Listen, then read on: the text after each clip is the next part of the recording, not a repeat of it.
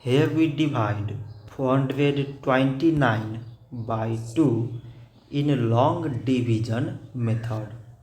So 2 times 2 is 4. On subtracting, it is 0. So again put down this 2 and remove this 0. 2 times 1 is 2. On subtracting, it is 0. So again put down this 9 and remove 0. 2 times 4 is 8. On subtracting, it is 1.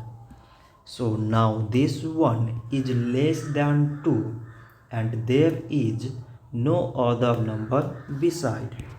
So we put here decimal so that we take 0. So it is 10 and 2 times 5 is 10. On subtracting, it is 0. So 429 divided by 2 is 214 decimal 5. So this much for today and thanks for watching.